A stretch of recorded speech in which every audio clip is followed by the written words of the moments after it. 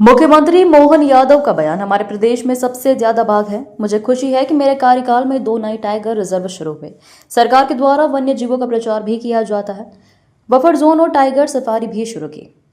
विपक्ष को पूरा अधिकार है, कहीं पर भी बोलो। वन्य प्राणी पर दया आती है, उसका वैस धर के प्रदर्शन करते हैं। आजादी के बाद से ही कांग्रेस के लोग रंग बदलते आ रहे हैं। कांग्रेस का चरित्र बताता है उन्होंने कितनी जमीन सिंचित योगी बनाई। कांग्रेस अलग अलग समाज को भड़काने का काम करती है। कांग्रेस की सरकार भी थी, कभी जातिगत जनगणना नहीं कराई। अब भाजपा की सरकार जातिगत जनगणना करा रही है। बाघ है, उससे आधे से ज्यादा बाघ अपने देश के अंदर है और देश में सबसे बड़ा अगर कोई राज्य बाघ को अपने राज्य के अंदर गौरव से रखता है वो राज्य मध्य प्रदेश है। और हमारे लिए सौभाग्य की बात है कि अभी हमारी सरकार बनने के बाद 2 tiger reserve doctor Vishnu सिद्धर Wakankar Ratapani और माधव नेशनल पार्क, ये दोनों टाइगर अभयारण्य हमारे द्वारा बनाए गए। मेरी अपनी ओर से राज्य के इस गौरव के लिए आप सबको बधाई। नाग पंचमी की मेरी अपनी ओर से बधाई। आज मैंने सदन में भी मेरे विधानसभा के मित्रों को, खासकर अपोजिशन के मित्रों से कहा है कि आप 2.5 लाख से ज़्यादा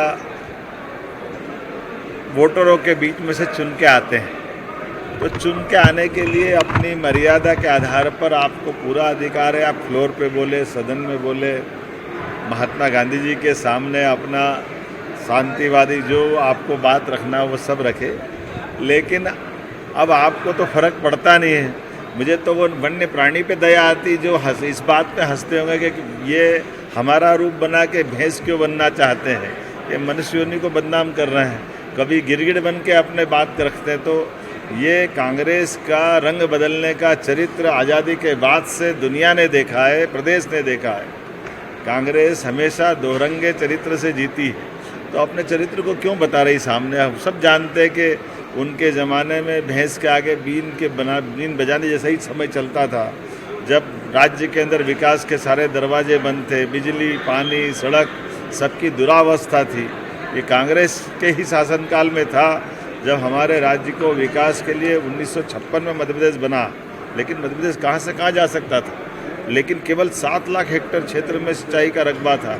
ये कांग्रेस का और भाजपा का चरित्र बताता कि 55 साल में 7 लाख हेक्टेयर और हमारे 20 साल में 55 लाख हेक्टेयर प्रति व्यक्ति आए। कांग्रेस के शासनकाल में 11,000 रुपये प्रति व्यक्ति।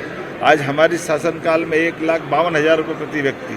तो कांग्रेस इस सब बातों को देख करके विचार करे कि उनकी बात करने का तरीका कहीं उनको तो महंगा नहीं पड़ रहा।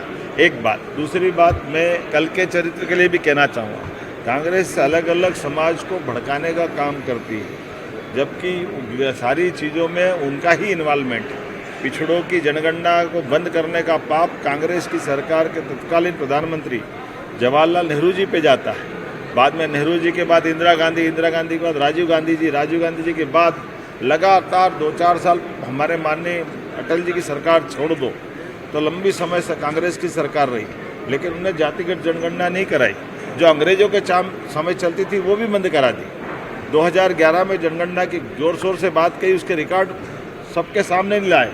ये तो आज का समय यशस्वी प्रधानमंत्री का, जिनने जातिगत जनगणना के मामले में खुलेआम कहा कि हम जातिगत जनगणना कराएंगे और उसका समय सीमा में देश के सामने पूरी बात ले आए।